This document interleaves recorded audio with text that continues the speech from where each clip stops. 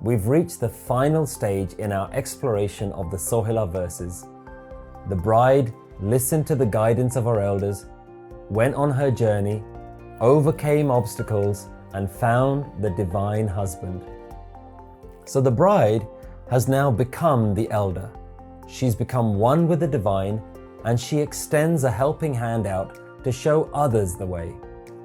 She reflects upon her spiritual path and tells us what she had found to be most helpful to her.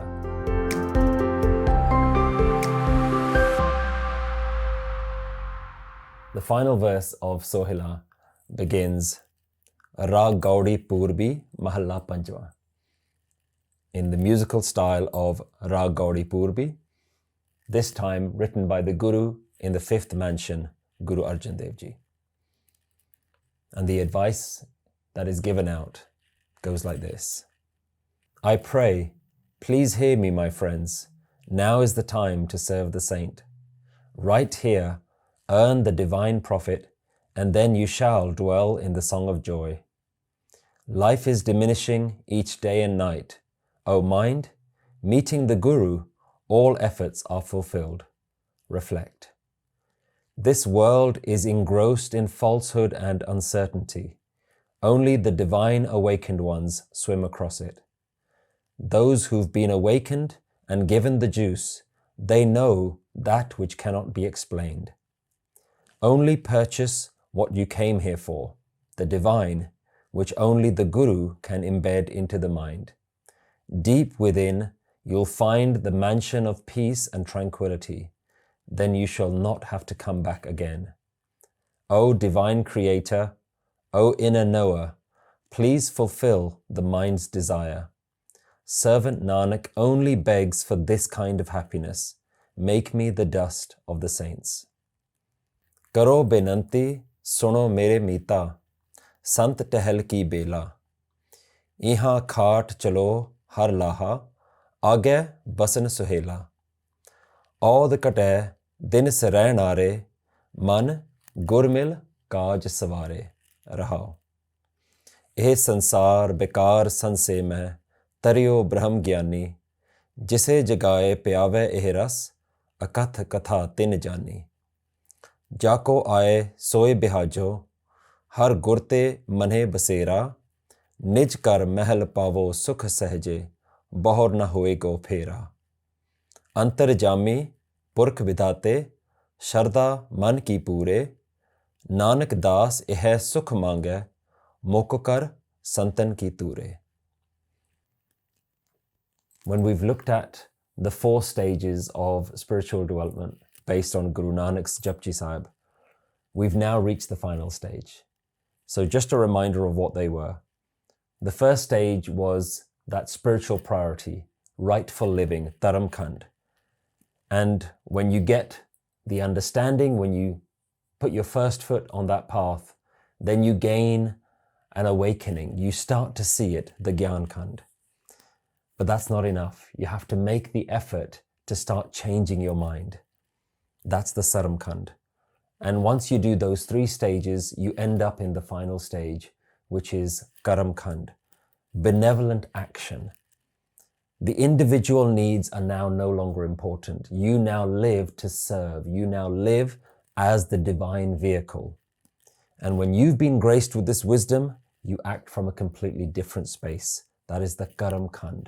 And we see now here that the bride who has gone on that journey is now starting to give that advice to others, showing others through her benevolence, because she's lost that self-interest. She's become one with that divine. She's now giving advice to others. And she says, Karo binanti, suno mere mita. I pray, please hear me, my friends. Sant tehel ki bela. Now is the time to serve the saint. And this is that wisdom reaching out to us one last time and saying, please, O mankind, please listen. The Guru is not forcing anything on us. The Guru is not demanding or giving us instructions. The Guru is praying to us, begging to us, please listen to what I have to say. Now is the time. This is your opportunity. When we look at the ancient Indian philosophy, they looked at life having one purpose, and that was moksha, to be free from the cycle of reincarnation. And what all ancient traditions have tried to do is to give you a sense of urgency, a sense of importance. This is important, something for you to do. This is your one life. This is your one chance. You don't know how long you have. You don't know whether you're going to get another day or even another breath. Now is your time. Personally, I've never really had this fear of an afterlife. I think I don't really have this idea that the soul goes somewhere and there's a heaven or a hell. It's not the way that I've understood the spiritual path. So the fear of an afterlife has never really been the motivator for me. But what does motivate me? Why am I personally on this path? For me, it's because I see the saints, the spiritual masters, as an example. I see them as the perfect embodiment of what a human life could be like. What does perfection look like? They have shown us that there is a better way to live. There is a divine way to experience life. A way that doesn't have so much chaos, doesn't have so much heartache. You're not always going on this emotional roller coaster all the time. They're showing us that there's a life with more sweetness, with more patience. They're drinking that juice of life. What they're saying to us is there's no wrong time. In fact, now is the time. That divine living, sacred living, that's available to you and me right now. But how do we do this? What's the missing piece of the puzzle? What's the advice? They said, Sant Tehel, serve the saint. So we've seen words like Guru, we've seen words like Sadhu. Now the word saint is being used. And again, we shouldn't confuse this, that it means different things. It's exactly the same thing time and time again. It's the spiritual wisdom that's embodied in the spiritual master. And whether you find it through a living master, whether you find it through the words or the advice of a master who's passed on, it doesn't make a difference. It's not the individual person that we need to focus on. But what they're saying is to serve. The word serve has now come in. We've seen this word before as well, Sivrio Sirjanharo, to remember and to serve the divine. So there's always this connection being made between the one divine, between the divine wisdom and the person who lives that. And they're all just completely interchangeable. They're not different things. And the advice being given here by the bride who's gone on this journey, she's saying, now is the time. Go and serve the divine. So what does this word, tehel, serve, mean? Well, first we need to understand what do we mean by the Guru. And a simple term and a simple way to understand it is that the Guru is like a teacher. And when you think about it that way, how do you best serve a teacher? What does any good teacher want most out of their student? They want the student to learn what they have to teach. They want the student who's going to follow it, who's going to listen to those teachings and who's going to adopt what the teacher has to say. And this concept is very deeply rooted within the Sikh tradition, within the wisdom of Guru Granth Sahib Ji. This idea of Satgur ki seva, serving the Guru. And what it can very easily be translated as is to adopt those teachings. And it is unfortunately one of the most misunderstood concepts within the Sikh tradition. Most people, when they hear the word seva within the Sikh tradition, immediately their mind thinks about going to the temple, going to the Gurdwara, cleaning, feeding those in need, serving humanity in some way. And of course, that is a type of seva, but that's not Satgur ki seva. That's not the service of the wisdom, service of the Guru. And there's a reason why this kind of misunderstanding has come about, because there is an ancient tradition that if you were going to go learn from a spiritual master, in exchange for them teaching you, you would offer something. You would offer your time, you would offer your service in some way. You would offer to do something for them in return for you being taught their wisdom. So you may need to go and clean the Guru's house. You may need to go and cook for the teacher. But it's always in exchange for the wisdom. It's not just doing that. That service alone isn't enough.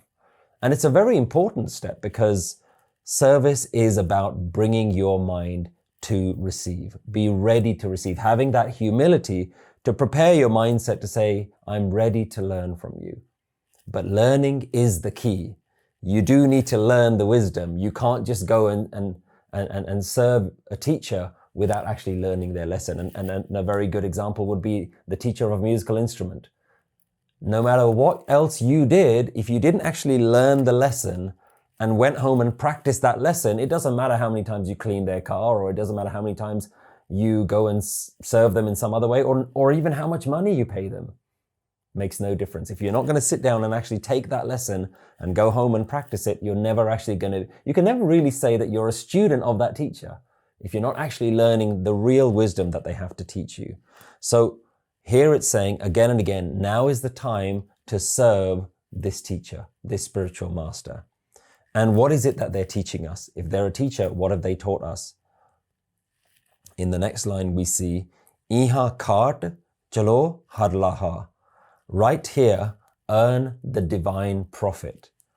So look at these two words that have been used. Right now, Sant Tehel ki bela, bela means now is the time. And Iha, right here. Right here, right now, serve. In this very place and time. So wherever you are, wherever you're standing right now, wherever you're sitting right now, take a moment and ask yourself, what is the divine way for me to live in this moment? Not tomorrow, not some other place, not only when I go to the religious places, not when I'm on my yoga retreats and I look spiritual and I feel spiritual and I've put all my priorities aside. Right here, right now, in this moment. Iha, right in this place, wherever you are, kaat chalo, make the effort. Make the effort in this moment and try and earn the divine profit. Because we've tried the other way, haven't we? We've tried the ego way. We've tried the ego way of living our life. And what that's done for us is that at any moment, those obstacles can come. The kaam krodh that we heard in the previous verse, the angers, the desires, the frustrations, all of those mental noises, they can come back to bite us at any time. And that's how we've lived our life, right at the very edge. You never know when something is going to change your emotions. And that's where you've lived all the time. You've never taken such a step back that you can not be fazed by the things that life throws at you. So we've tried the ego way, which has left us feeling moments of despair, separation, feeling like we're lost in life and we don't really know what we're doing with our life, feeling loneliness and incomplete. Have you found that spiritual teachings are great to learn, but not always easy to apply to your own life? Sometimes we all need a bit of support and guidance from people who know what we're going through and can help us find some answers. The Nanak Naam Facebook group helps you do just that. It's an online community where you can ask any questions about life and get answers from other members of the group. Search for Nanak Naam Community Support and join our free Facebook group today. And the masters are saying, now's the time to make the effort to earn the divine profit. Try a different way. Earn that divine realization. And what is that divine realization? We heard about it in the previous verse, which was all about Naam. The divine name is the way. So as much as we've covered, if we don't really go into any detail about how do we actually practice the divine name, we're going to have another major part of the puzzle that we've missed. So we think we have an understanding, and we've talked a lot about it in the last couple of verses. But how do you actually do it? What the divine name is about building a personal connection with the universe. But the more and more that we go on into this scientific, modern, technological age, the more and more this becomes difficult for us to do. Because, let's face it, most of us don't have the level of real understanding, the level of belief that there is someone up there listening to our prayer. As we move on in the technology age and the scientific era, we don't actually believe that there's anyone out there. So who am I speaking to? Whose name am I calling out? How do I call the name of something that's impersonal? We don't believe that there's a person out there, so why are we going to call a name out? Doesn't that take us back into the God in the sky character? How are we actually going to use a name? And for me, there's a very simple way that we actually do use a name for something that is impersonal, and it makes a lot of sense for us. And that's when we use the phrase Mother Nature. And I want you to think about that phrase a little bit more. We're all very comfortable using this phrase, it's Mother Nature. But we all also know that there's no lady out there in charge of all of nature. We know that, but we're very comfortable with this terminology. And we can try it.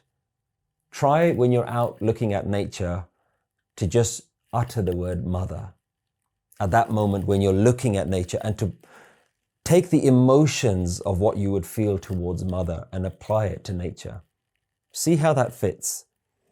And what you'll notice is very quickly there is a deeper connection that it gives you. When you are wonderstruck by looking at a starry night, or you're in a beautiful forest and you see these gigantic trees, you don't just say, there's a tree. If you apply that mother, this is my mother, I'm getting from this mother the way like a baby would receive from his mother. And look at how much we get from nature. Look at the air alone that the trees give us, the warmth that the sun gives us. There's so much that we get from nature, and as soon as we add that personal element to it, it creates a far deeper sense of connection between us and them. We have a sense of reverence towards it. We have a sense of gratitude towards it. It gives us a feeling of grandeur towards being in the presence of something or someone that's greater than us. So if we're comfortable using this term Mother Nature, do the same for all aspects of life. Don't just do it when you're out in the wilderness. Don't just do it when you see a beautiful sunrise or a sunset or a waterfall. What if you applied that same method for every single thing that you see, every moment of life? And it doesn't matter whether you choose to call it a divine father or divine mother or a divine partner. It doesn't make a difference. It is that sense of your personal connection. In Guru Granth Sahib Ji, we have a beautiful phrase that says, Tu mera pita, tu hai mera mata. You are my mother and you are my father. There's no gender bias here. There's no preference here, because we know that there's no actual person out there. We're not trying to delude ourselves. But I do think that in this modern world, we've lost that ability to talk to nature. The way all, or certainly many tribal cultures continue to do today. They do have that personal connection with that spirit. And today, because we can't find a scientific tool that can actually measure where the spirit is or how much spirit is in this space, because we haven't been able to scientifically prove anything, we've lost that ability to just connect with nature. We've created a disconnect. And so our wording, our language, because remember the connection is just in our mind. We're physically connected with Mother Nature all the time, but our mind is disconnected. So if we're physically connected, how do we reconnect our minds? And that is through the words that we use. What is the words? What is the story that you're going to have in your mind? If your story is that this is all meaningless and these are just rocks and these are just trees and this is just water, then you're going to have that kind of relationship with it. As soon as you add the word, this is my mother, this is you, or you collectively look at all of nature as one thing, and that's what the word nature is. We have one word to define everything. We have one word, rather than saying this is a rock, this is a tree, this is the sky, we say nature is beautiful. And so let's do the same with all aspects of life, the good and the bad, the beautiful and the ugly, all sides of nature, all of creation, all of destruction. Find the word for you that builds that connection. This is what Naam is. And you really do need to start looking at being free with yourself and saying, what's my word? How am I going to call you? And there are religions that say you can only use this word.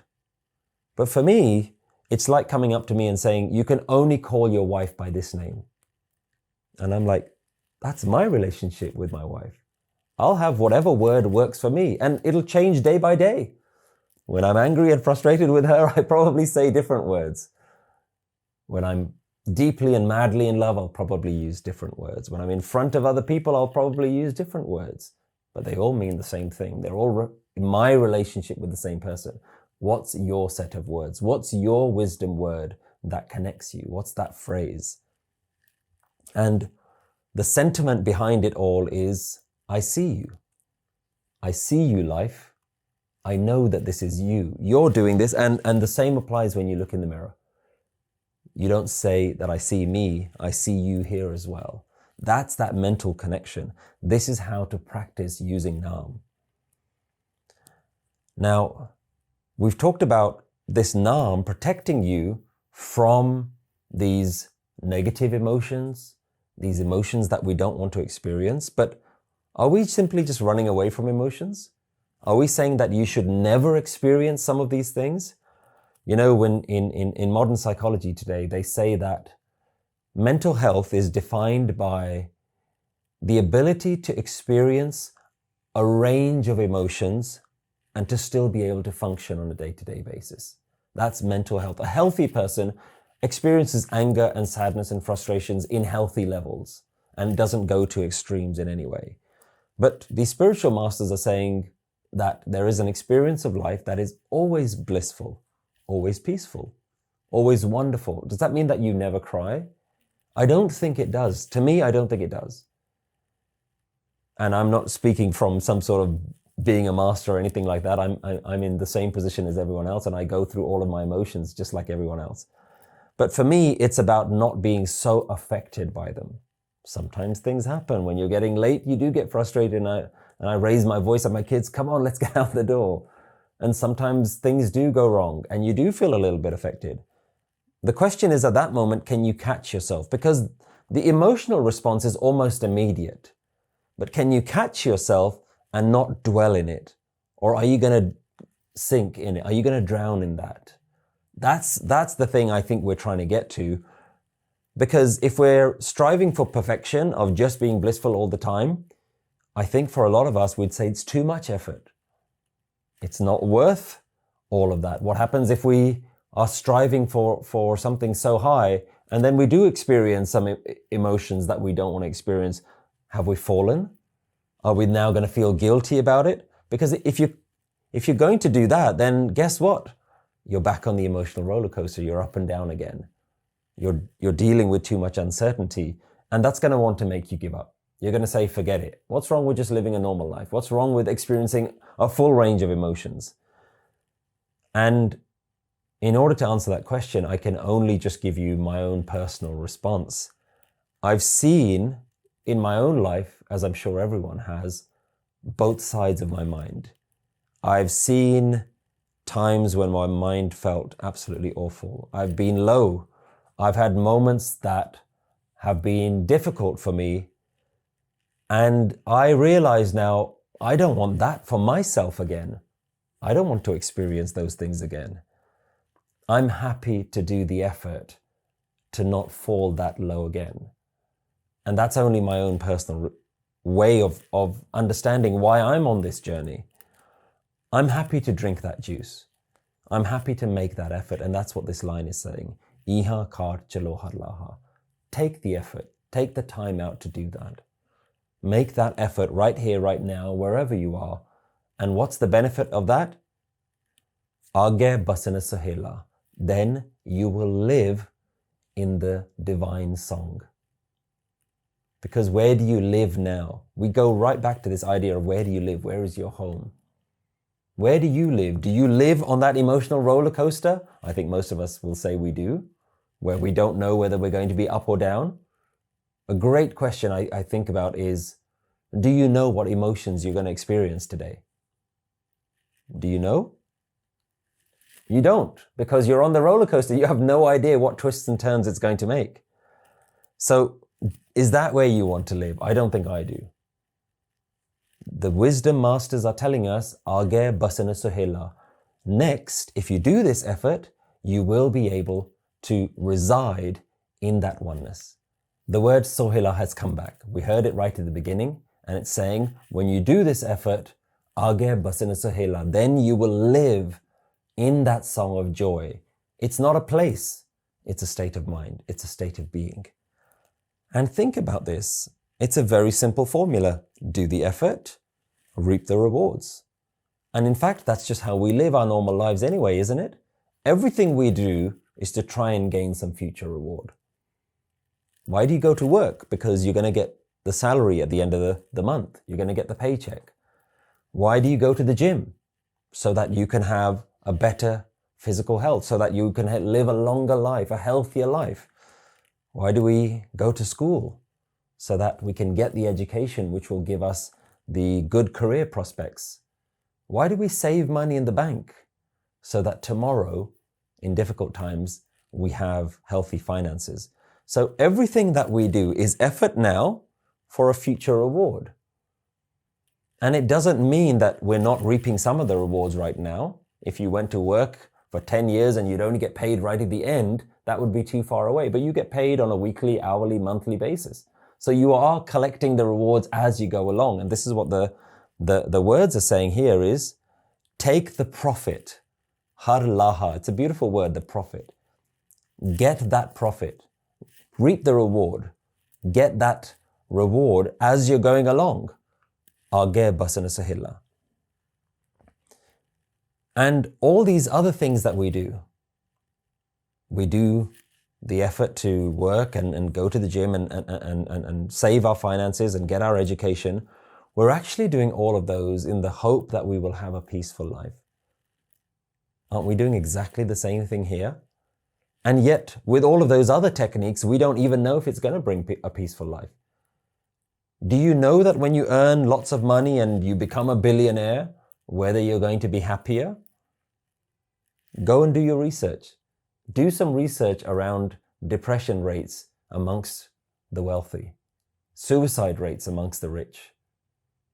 And then you start to see, I've been doing this effort in the hope that it brings peace.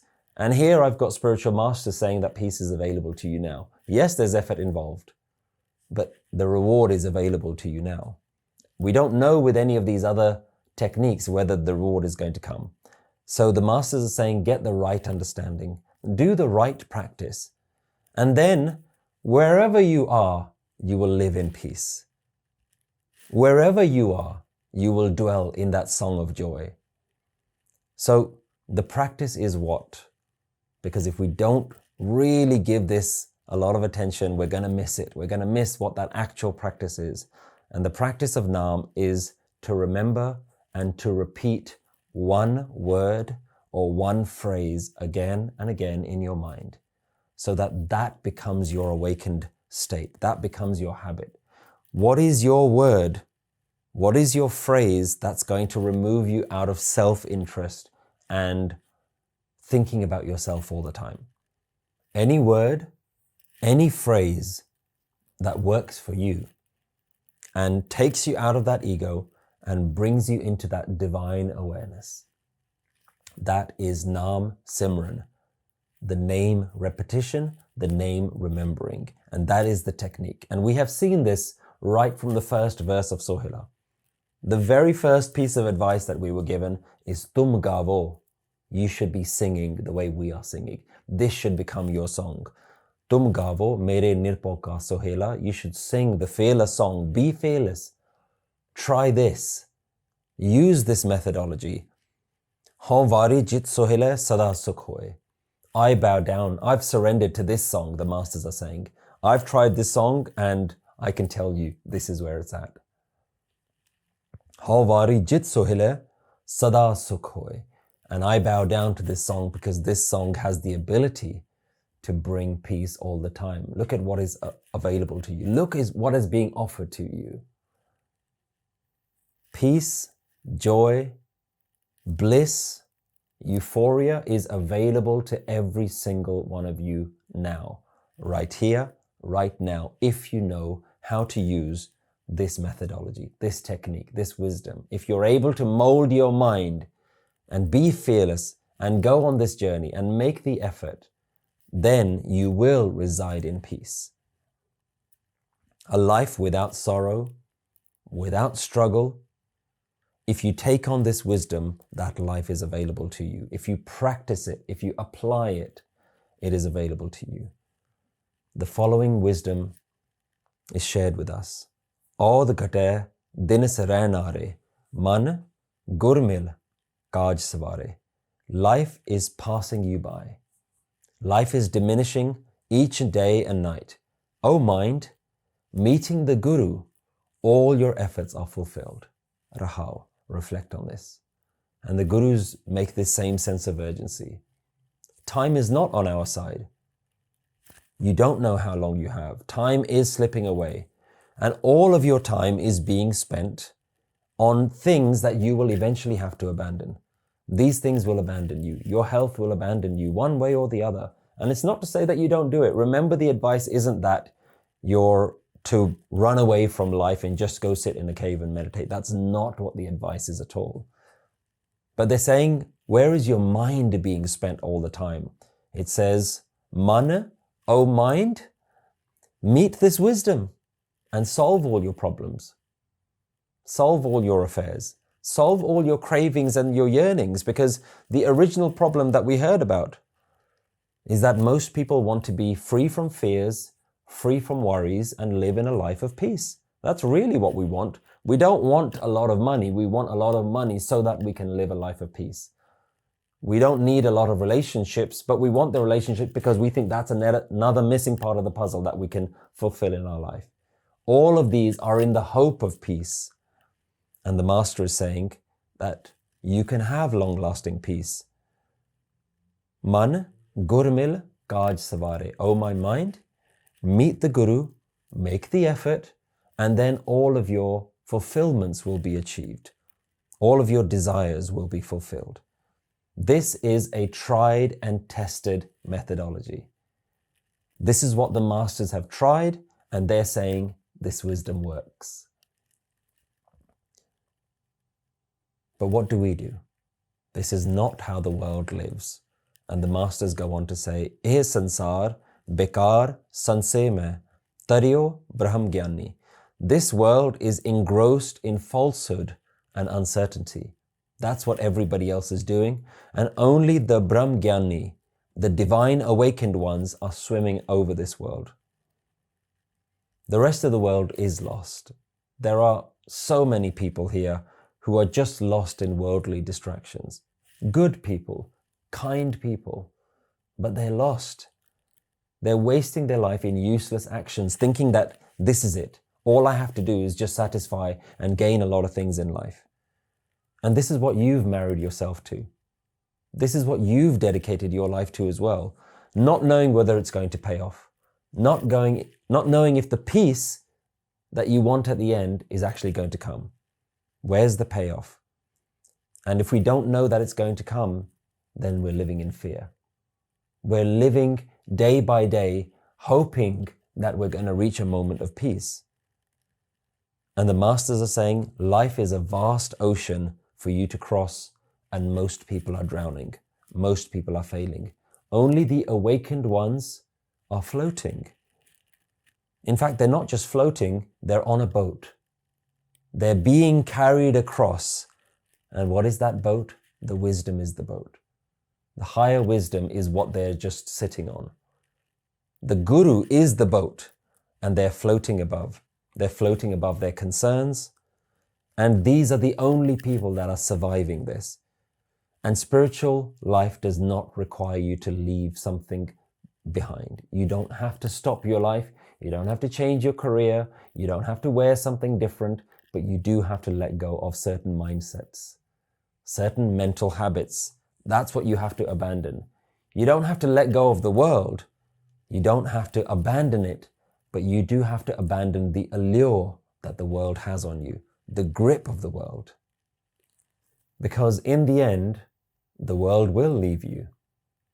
In the end, everything that you've married yourself to, your body, your health, your wealth, They will all go. This is all temporary. So marry something which has the value now, which gives you that peace now. The verse continues, Jise jagaye piyave ihras, akatha katha tin jani. Those who've been awakened and given the juice, they know that which cannot be explained. This word awakening is coming again and again. Jise jagaye, the ones who are spiritually awakened. Those who have been awakened, piyave ihras, they've been given the juice. They're drinking in the juice. So what do we mean by spiritual awakening? Every time we come across some of these terminologies, it's so important that we go back to the original authentic meanings. Because now anything passes for spiritual awakening. Anyone who's going on a yoga retreat will tell you it's about mental strength. It's about integrity. It's about having the strength to persevere when life gets difficult. It's about intuition. It's about sensing other people's energies. It's about vibrations. It's about contacting spirits and seeing something that's not really there. All of this stuff is passing for spiritual awakening these days.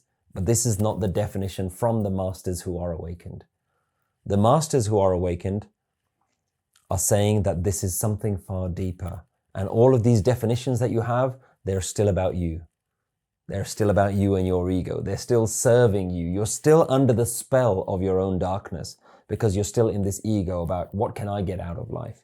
How do I get the most? Spiritual awakening is about being able to swim across the difficulties of life. They're called Brahm Gyani, the divine awakened ones, because the world is full of bikar and sanse.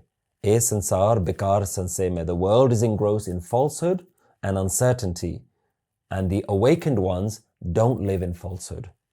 They don't live in uncertainty. Let's look at these terms. Bikar, delusional thinking, the wrong way of thinking, believing in the importance of the self, believing that the world is going to give you all the happiness, that maya, that materialism of the world. That's bikar. Sanse, paranoia, uncertainty, worries about what will happen to me. Don't we all have that? That feeling of what's going to happen to me? How do I look after myself? That is what the spiritually enlightened ones are saying. I'm above that. I've gone beyond that. And that is not their achievement. They're not even calling it their achievement. They're calling it divine grace. They're not even having an ounce of that sense of importance that says, look at me, look at how far I've reached in my mental state. They don't allow any of that because remember what we said? Any thoughts of ego that arise, they've learned how to shoot it down. They've practiced how to shoot that down. So they're saying this is all a blessing. It's interesting, in the 4 stages of Guru Nanak's spiritual development, one of the final stages is called Karam Khand. Karam means that action, to go and live from this space, but the word Karam also means grace and kindness. They're saying when we've received that kindness, we can extend that kindness onto others. But first we have to receive kindness. It's not our achievement. They're not allowing you to have even a tiny bit of ego.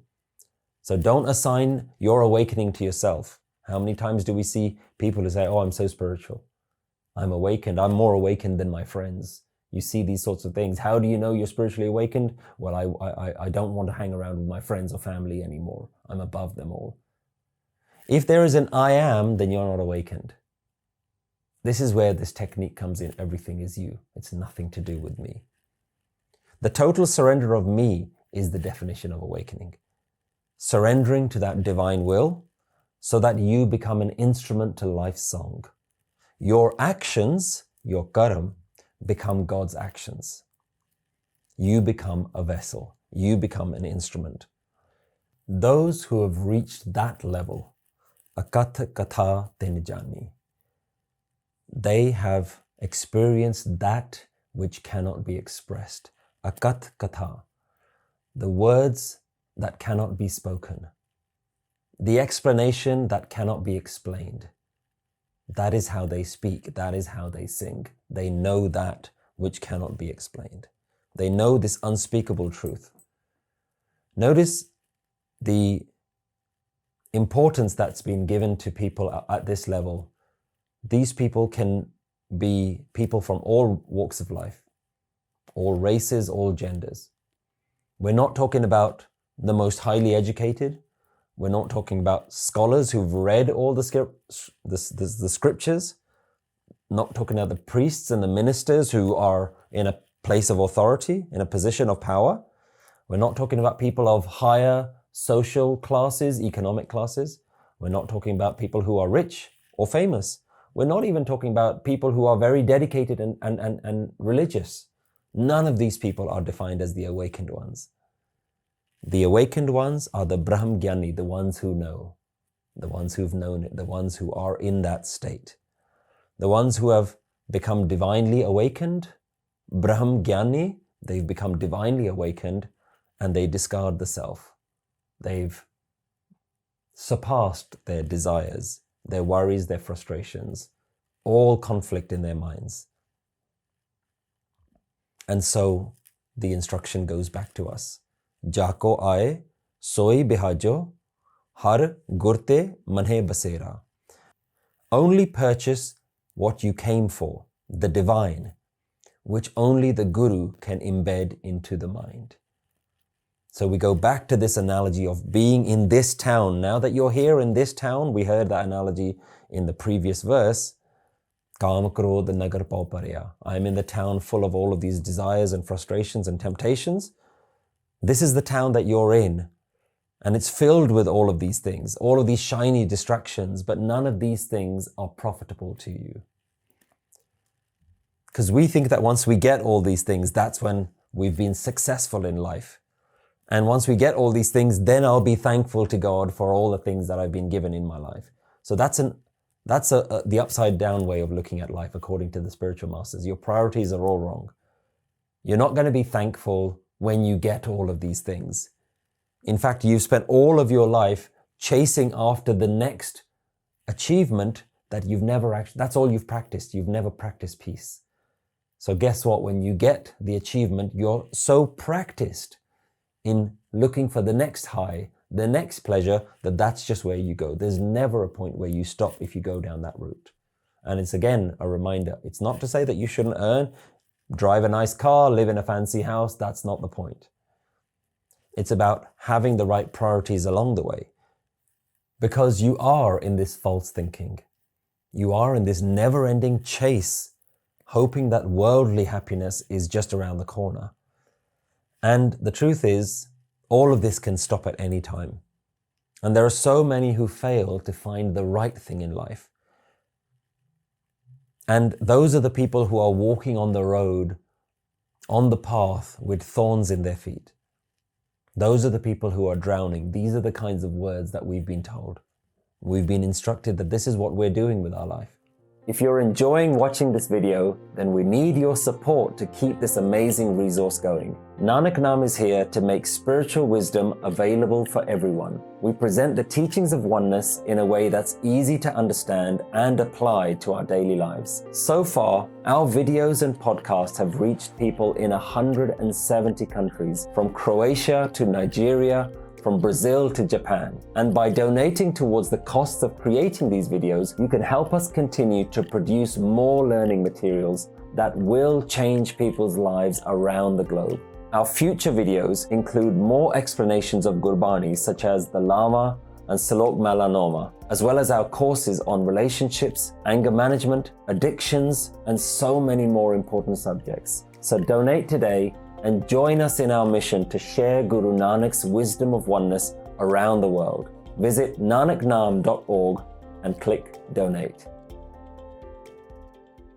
So the instruction, the guidance here is, only come here for what this place is actually meant for. What is this life for? Why are we here? These are some real fundamental questions. And the masters are saying you're here to experience a phenomenal way of living. Life can be the heaven that you're searching for. This is a heaven if you make it that way. Otherwise, most of you are living in hell. So come here to experience the heaven that's available to you. Make this a profitable business. Make your time on earth while you're alive in this human body, make it profitable for you.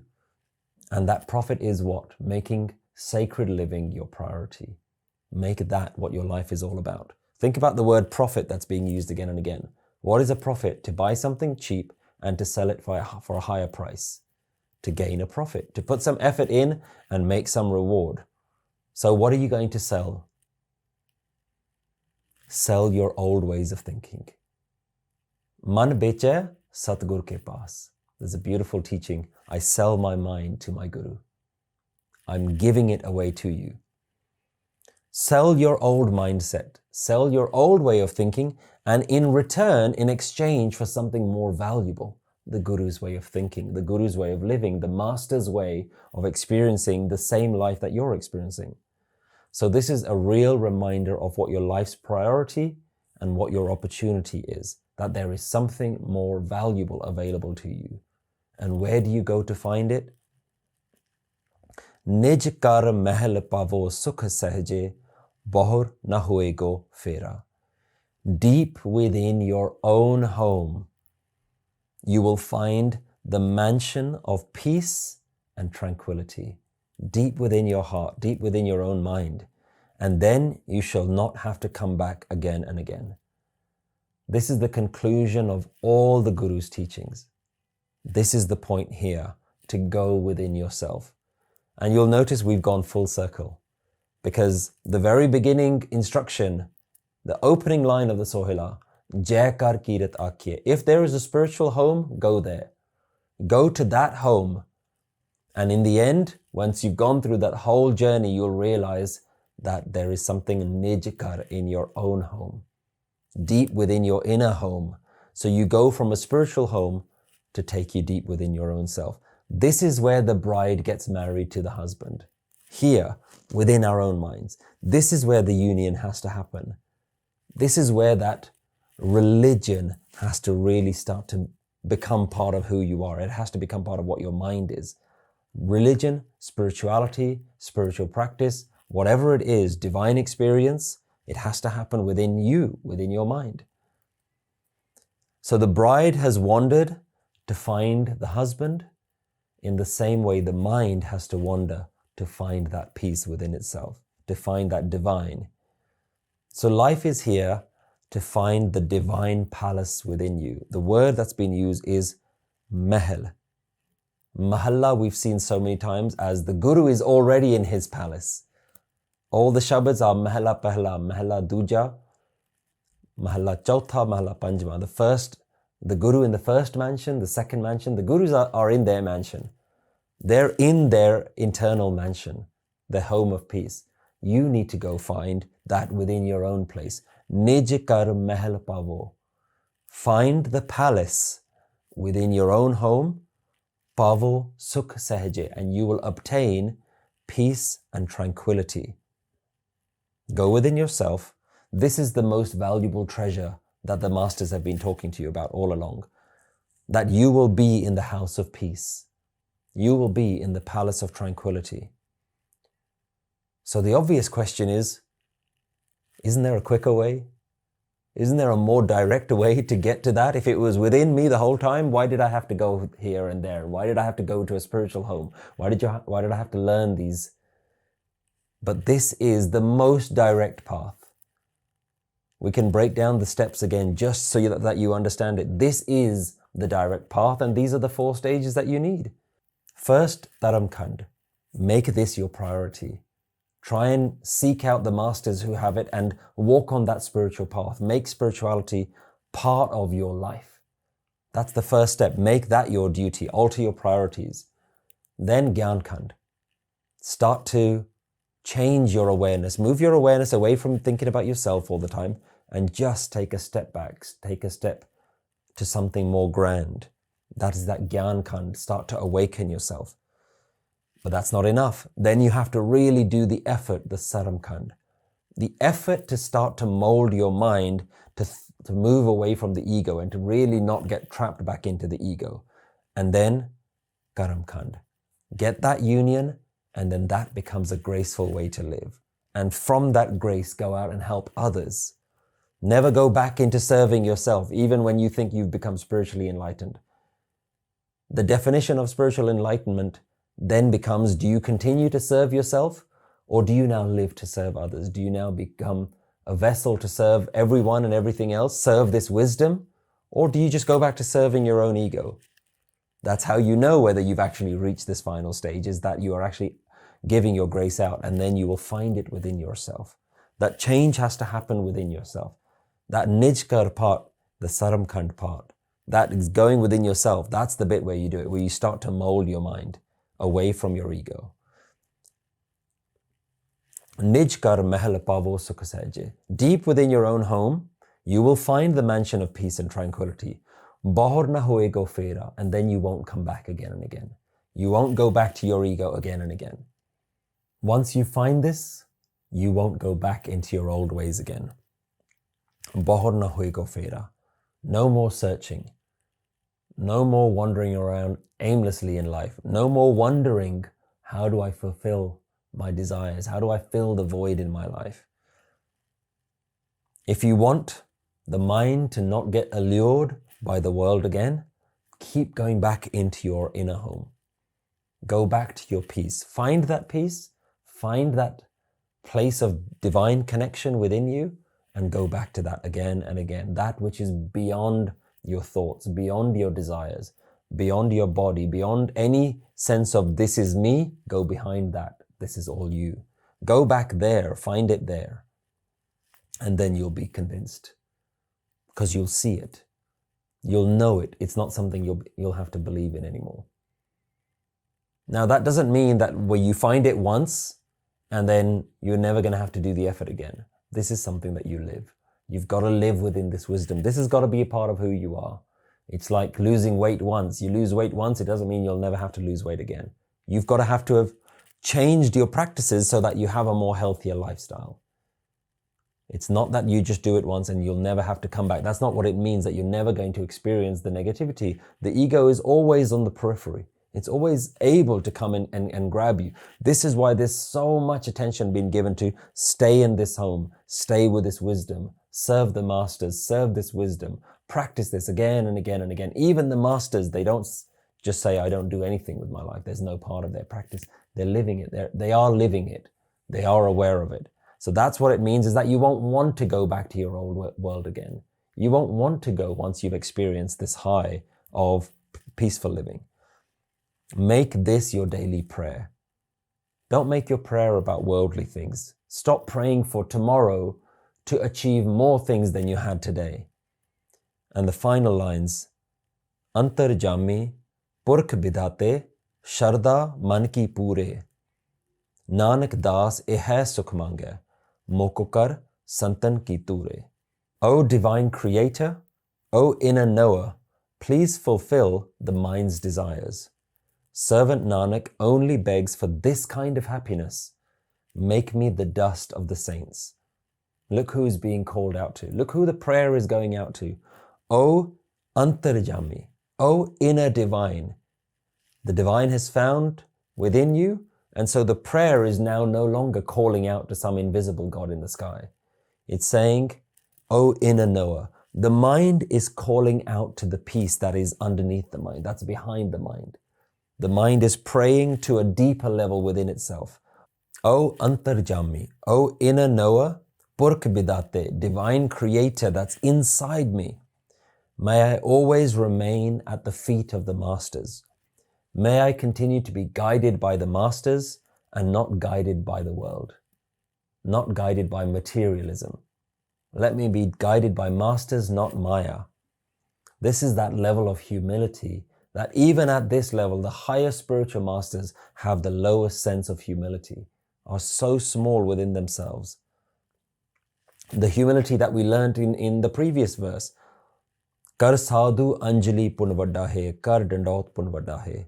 Fold your hands in front of the masters. This is a great deed. Bow your head in front of the masters. This is a great deed. And at the very end of all of the Sohila, there's no part of the ego that's coming out and saying, look how great I am. The final prayer is, please keep me here. Protect me. Let me stay in this place. Let me stay so low. And they're not at this point even asking for the feet of the masters. They're saying the dust underneath their feet, just give me that. That's how small I am. That's how insignificant I am. That's how much of their ego they've grinded right down that they have no sense of importance for themselves. Nanak Das eh sukh mange. This is the happiness that I'm asking for. Make me the dust of the saints. Make me just worthy of the dust of their saints. Let me wipe their feet and place it on my forehead. Let me go so low, because it's not about beating yourself up and low self-esteem. That's not what we're talking about here. And this kind of language is unfamiliar to us in society. We don't really come across words like this, making me so low, because today's society is all about building up the self-image, having self-esteem, having a sense of self-worth, projecting an image of yourself. Fake it till you make it. Even if you're not that person, pretend you are in front of everyone else. Be bigger than project yourself to be bigger than you actually are. That's what the whole of society is trying to tell us to do. And we're so unfamiliar with language like this. Make me the dust of the saints' feet. What does that mean? Why would I want to have such low self-esteem? Why would I want people to take advantage of me? This is not what the spiritual masters are saying. What they're saying is prioritize lowering your self-importance. Prioritize lowering yourself to a point where you can receive something greater, because you're not that great that you spent so much time in your mind and you think that you're the best person in the world. You think you're amazing. But what the masters are saying is behind your ego, there's something even more amazing. It's a part of you as well. It's not something foreign to you. It's not something alien to you.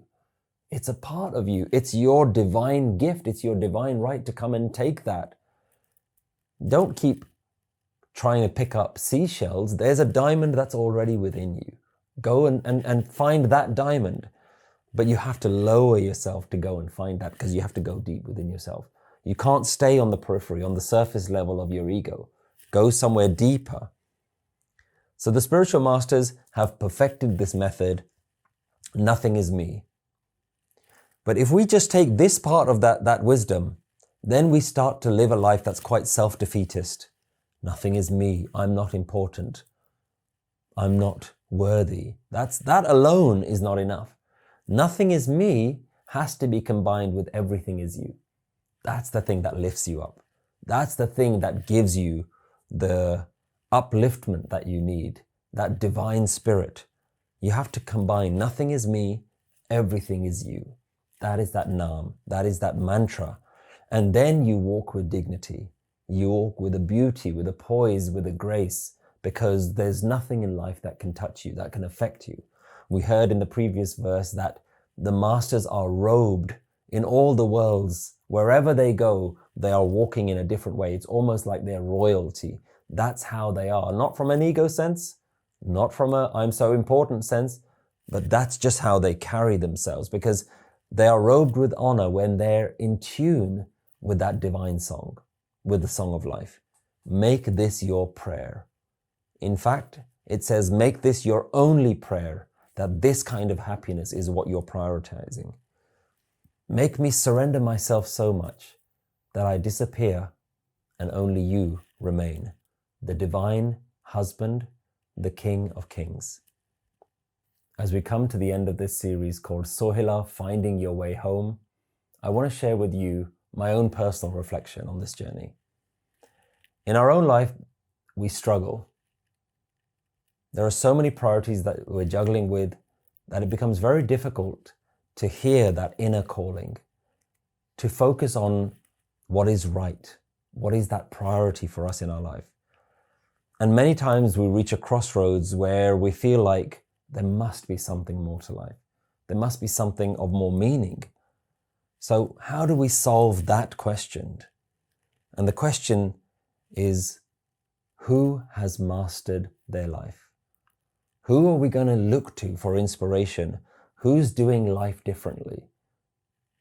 And Sohila for me is about finding that wisdom to live a different way of life. It's that inner song that exists within those masters. And so they're showing us this is how you can also live, because they've united with that oneness. Sohila is their mind, which is constantly celebrating, constantly singing in a state of joy. All separation has ended. the search, the longing, the misery, the despair that they experienced without that oneness, that's all finished. And so this is available to every single one of us. And for me, this wisdom is something that I encourage you all to read regularly. Enjoy it, celebrate it, sing it along.